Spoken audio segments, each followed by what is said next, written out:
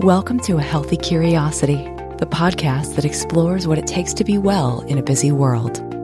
With self-care strategies from Chinese medicine, functional medicine, Ayurveda, neuroscience, and beyond. I'm your host, Brodie Welch, a licensed acupuncturist and transformation catalyst, here to support you on your journey of health, happiness, and personal evolution. I got this hilarious and wonderful voicemail the other day, and I want to start the show by playing it for you because I think it really encapsulates kind of the whole mission that I've had here on A Healthy Curiosity in the past 3 years of doing the show. Yes, that's right. A Healthy Curiosity is turning 3 this month, July 2019. I have been doing this show, working to bring you paradigm blending information to support you in living your healthiest, happiest, and most importantly, most aligned with your inner truth, authentic life every single week for 3 years. And it's been a total blast. And it absolutely makes my day to hear that someone has taken action based on something that they have learned here or been inspired to do based on something that we've talked about on A Healthy Curiosity. So without further ado, I give you this wonderful voicemail.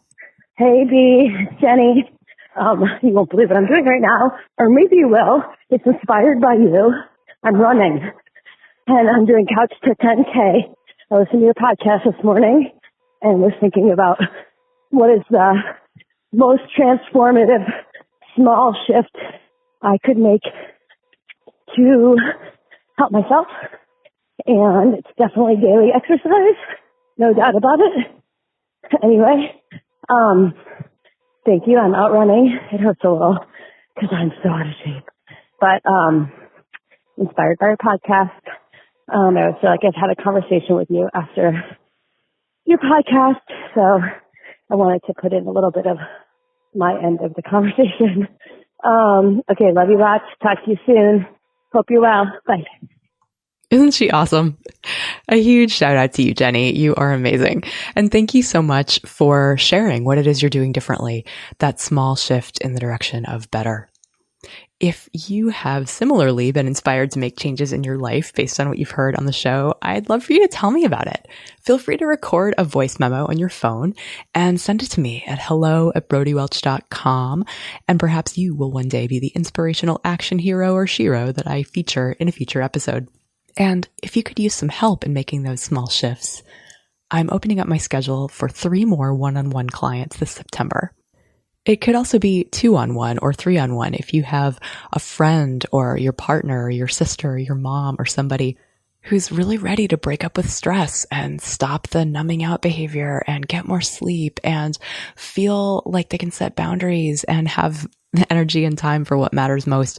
I'd love to connect with you. Head to brodiewelch.com and apply. And now on to today's episode.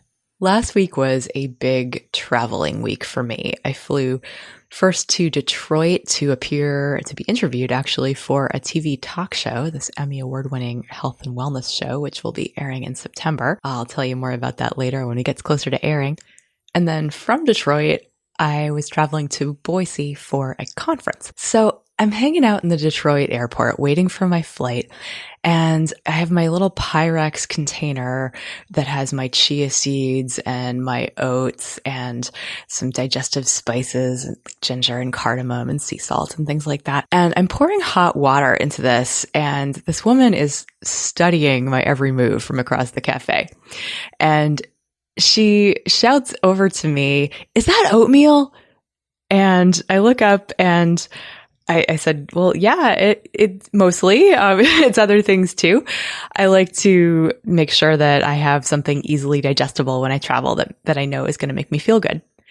"You must be really healthy," she went on to comment. "I need to get back to the gym. Since I've been working here at this job, I've put on 80 pounds and I know I need to get back to it. I just can't really find the time. I mean, I get home so late and then I just don't want to get out after that as I'm so tired. Of course, that'll change in another 3 years." I asked her what would be different 3 years from now. And she said, "Oh, well, I'm retiring in 3 years and then I'll have all kinds of time."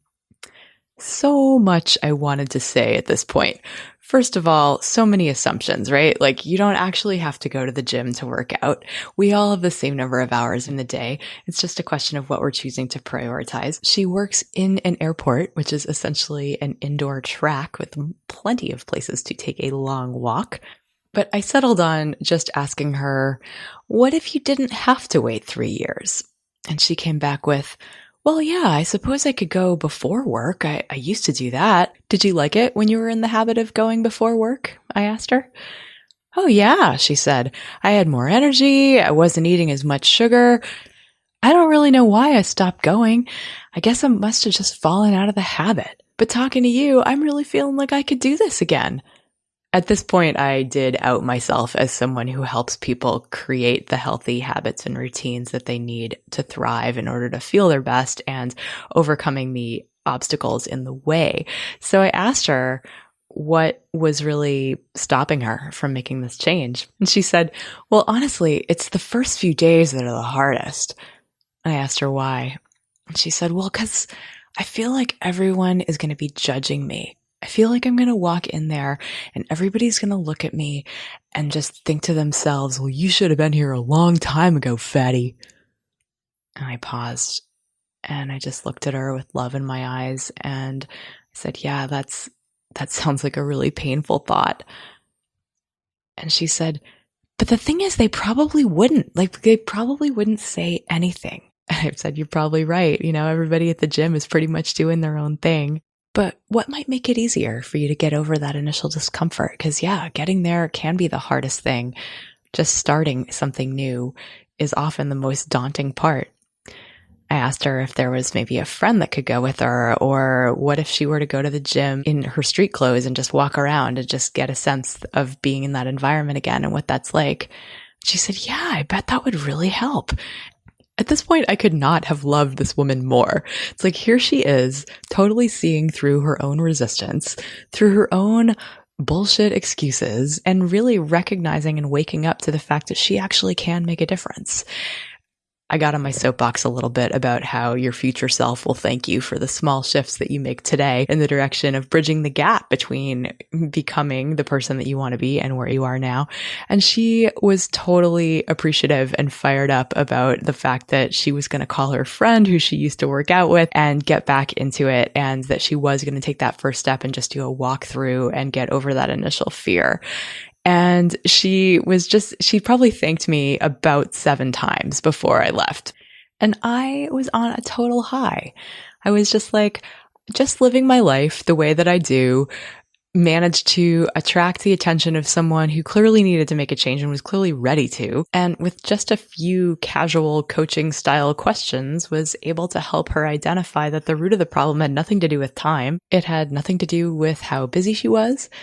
It had much more to do with shame and inertia, and the fact that she hadn't really challenged why she had fallen into this new habit of not going to the gym.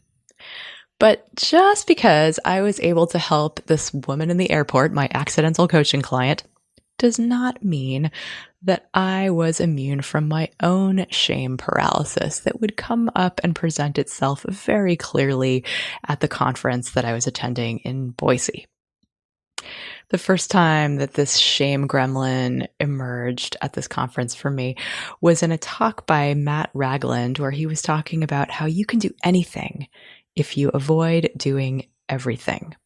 And I just wanted to crawl under my chair, because I have been in this habit for years now of trying to do too much, as I've been quite open with you all on the podcast about my habit of adding without subtracting.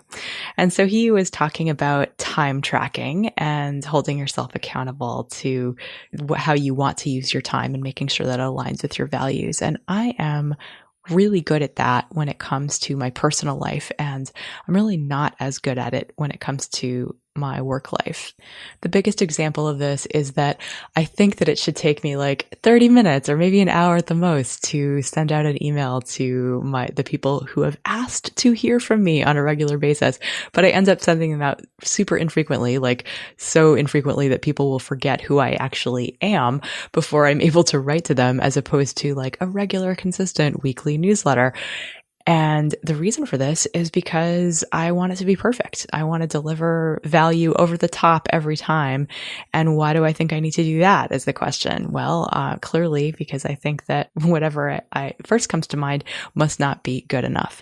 So Parkinson's law kicks in, which is that work will expand to fill the time that you allow it. So I end up not actually doing the thing that was important to me to do, and thus not connecting with the people that I am supposed to and have pledged to help.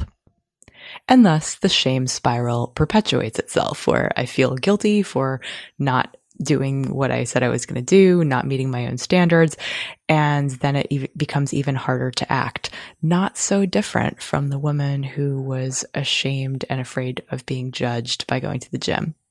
Another content creator that I heard from at this conference was talking about how when you put yourself out there and you make a YouTube video or a podcast or an email newsletter, you have this fear that people are going to not only unsubscribe or unfollow you, but send you like hate mail and just, hate on you and tell you that you're terrible and that you're the worst person ever. And that actually doesn't happen. But it's really easy to let that sort of fear of these, to let the consequences that probably aren't even realistic rule our behavior on a day-to-day basis. Because get this, fear is not rational. And it exists to help us stay safe. But it doesn't exactly help us when we are trying to self-actualize or grow. I actually wrote about this about a year ago. So I'm going to quote from this old newsletter that I wrote about shame keeping me stuck, right? So telling myself that I'm a failure to write as proof that I'm not doing enough, even though I would never say that or think it about anyone else in the same situation. And then letting this shame reinforce this deep old belief that I'm actually not enough. Even though on a conscious level, I reject this and am a vocal critic of our cultural obsession with doing over being as fundamentally flawed, then judging myself as a hypocrite for what I just said. Then allowing that old sense of not enoughness reinforce my resistance in the first place because, what if you don't like me? I could get exiled from the tribe and then I'll die, according to my subconscious. And then letting the residue of that contribute to numbing out behaviors. So, why am I sharing this with you? Because, as shame and vulnerability researcher Brené Brown observes, being willing to share our shame is part of how we dissolve shame. By owning up to what I'm ashamed of, it not only helps me, it also helps you. At least it might if you've ever judged yourself harshly for not getting enough done. Or if you've allowed one regrettable thing to trigger avoidance, like if you've said something overly harsh to someone and then avoided that person rather than owning up to it and moving through it quickly. Speaking shame is actually a service. It helps other people feel less alone. It's one of the most powerful things I notice in my Level Up community is when one person has the courage to get real about where she's struggling, it allows everyone else to exhale and, oh my God, me too. Compassion overflows for the person who's struggling. That person receives the compassion that she hasn't yet been able to provide for herself. That compassion shows the person struggling that she's not alone. She's not going to get kicked out of the tribe. It allows her nervous system to calm down enough to examine the source of shame objectively. And that's where we can get strategic about charting a path through it. Meanwhile, everybody else gets to look at their own shadows and mine them for fuel for their own next breakthrough. If that sounds awesome to you, let's talk because you belong in Level Up. You can head over to brodiewelch.com, fill out an application, and see if you are right for the next round of this program. Identifying shame and making peace with it is part of how we heal our shadow issues, the dark, murky, unconscious stuff from the past that determines and undermines how we want to act in the present. Owning our shame also helps us increase our resilience to being derailed by it in the future, which means that we not only get to stop the yuckiness, but we get to prevent the negative behaviors that we engage in when we're suffering from it. So here's my take on how to escape a shame spiral. 1, notice when shame is at work. A practice of reflecting and cultivating mindful awareness like meditation, qigong, or journaling is key here. 2, Investigate the source. What story are you telling yourself? And is that valid? 3, recognize that you're human and you're doing the best you can. So join the human race, make your expectations of yourself humane. 4, extend yourself the same compassion that you would offer a friend. 5, tell someone, speak your shame. Remember, this helps everyone. 6, forgive yourself for being imperfect, like everyone else. You are perfectly imperfect. 7, affirm what you know to be more true than the belief that took you down. So, like, I am worthy of love regardless of my productivity could be mine. 8, do something to amplify that deeper truth. Because shame is so shadowy and yucky feeling, it's really easy to just ignore it and not investigate what's really going on. So for me, when I'm in shame and I'm in inaction about writing a newsletter or recording a podcast episode because I'm in the grip of perfectionism, I want to be able to see that that is an ego strategy that is keeping me safe, because if I don't ever put anything out into the world, then nobody can criticize it.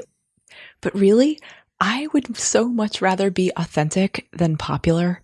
I would so much rather accomplish something than let the fear of how it might land with someone grind me to a halt. I see how powerful it is when my course members admit that they're struggling and how they're not living into what they want to be doing, and everyone else hears it and raises their hand and says, "Me too, I've been there. I know what that's like. Here's what helped me when I was in a similar situation." And when you realize that you're not alone in your struggle, you're a human being, it becomes so much easier to accept the fact that you did whatever you did or you're not doing whatever you're not doing. Something that's been really helping me personally these days get over my perfectionism leading to inaction and playing small is to remember my why, to remember what it is that I'm doing this for, which is to offer up some light and some hope to anybody out there listening who feels like they're alone in their struggle, who maybe doesn't know what they could be doing to take care of themselves, because this is what it's all for. And so if I just get hung up on my little precious ego and like what are people are going to think of me if I do it wrong, or if I say something that's incorrect, or what if somebody doesn't like the way that I've delivered something? Oh my God, I get kicked out of the tribe and then I'm going to die on the savannah because that's what my lizard brain thinks. That really getting attached to the fact that being on mission, remembering that this mission that I'm on to help people embody self-respect and to claim back their health and happiness is so much more important. So that is what eventually gets me to kick my own butt, be accountable to myself, and produce these shows for you week after week. When my accidental coaching client from the airport got in touch with her why, she recognized that the fact that she wanted to lose weight, she wanted to feel stronger in her body, she wanted to take better care of herself as she ages, that was far more important than the judgments that people she doesn't necessarily even know or care about may or may not, and most likely not, be making about her body on the first day that she goes back to the gym. The stories that we make up in our heads are our version of the truth. They're how we see the world. And since shame is a social emotion, the absolute best medicine for it is social. It's to be in community with people who can reassure us that we are not nearly as bad as we think we are, to be able to see through whatever crazy perfectionistic black and white thinking errors we might be making, and be able to dispel the shame. As brilliant, badass shame researcher Brené Brown points out, if you put shame in a petri dish and cover it with judgment, silence, and secrecy, you've created the perfect environment for shame to grow until it makes its way into every corner and crevice of your life. If, on the other hand, you put shame in a petri dish and douse it with empathy, shame loses its power and begins to wither. And this is the magic that I see happening in my groups of people who come together to grow, to make changes on behalf of their health and well-being, and to take a stand for what matters most in their lives. If you're interested in being part of such a group, you can help me figure out when the next one is going to run. I am considering an October start date for the next round of Level Up, which is my self-care bootcamp / support group for people who want to bridge the gap between what they know they need to be doing to take care of themselves and actually doing it, where we increase energy and vitality and positivity and self-compassion and sleep quality while decreasing stress, pain, cravings, negative self-talk, and numbing out habits. I'd love for you to visit brodiewelch.com. That's Brodie with an IE, Welch with a CH. Head over to the Level Up page, check it out. And if you think it's for you, apply. And if you apply by September 1st, I will give you a super early bird discount. The only way into Level Up is by a conversation with me, because I've got to make sure that everybody in the group is the right person who's willing to show up, who's willing to participate and be vulnerable and be supportive of the other group members. And so you got to talk to me, and you got to be a right fit, and you got to be ready to invest in yourself, because it takes work. So if you apply and we have this conversation and you're all enrolled by September 1st, you will be eligible for a super early bird discount. So head over to brodiewelch.com if you are interested and check it out. Because honestly, it is a noisy world, and I have better things to do with a beautiful summer in Oregon than try to bust through it by getting out there on social media and telling everyone that I exist. So, in summary, speak your shame, have compassion for yourself, get clear on what's important to you and why. And if you're interested in having some support and some help, head over to brodiewelch.com and check out Level Up. Thank you so much for listening today. My heart is full of gratitude to you for listening, for sharing the show, for reviewing and rating the show wherever you get your podcasts, and just for being there and giving me a reason to show up and do the work I'm supposed to be doing in the world. If you've got a healthy curiosity, you want to know how you can be doing right by your body and how to live a more mindful, streamlined life in accordance with your values. While I love that you tune into the show every week, are you taking action? If not, why not? Here are the top 3 roadblocks that could be holding you back. 1, thinking that knowing is doing. They're different things. Knowing the properties of verbs is different than actually taking them. Knowing how to change a habit is different than actually changing up your routine. Knowing is the first step, but the 2nd, 3rd, 4th, and 100th steps involve action. Number 2, thinking that because you're smart and used to being successful, that you need to do it all yourself. This one dogged me for years as an independent-minded overachiever. That is, until I realized that 1, I can't see my own blind spots, and 2, I don't know what I don't know. Now, I'd much rather work with a guide who can point out the shortcut for the path I want to travel rather than get lost in the woods alone. Not only is it way easier, but I'm more likely to show up for myself if I've told my coach or my mastermind partners what I'm trying to do. Reason number 3, thinking that you don't have the money. What we spend money on is a reflection of what we're prioritizing. Maybe it's time to prioritize you. I'm opening up my calendar for a handful of one-on-one coaching clients.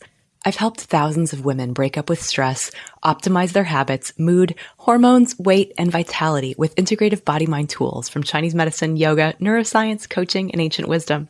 Just as importantly, I pour my heart into each of my clients, and you will feel that love in every single interaction.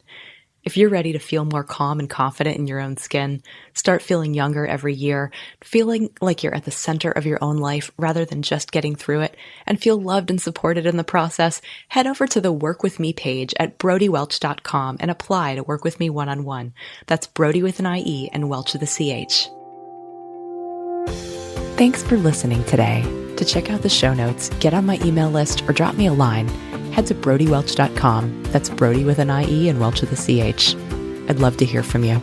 If you learned something new or feel inspired to try something different in your life, I'd love for you to pay it forward by sharing this episode with a friend who you think could also benefit, and give them a reason to listen. You'll be helping to create a world where we encourage each other to embody self-respect. Till next time, be good to yourself.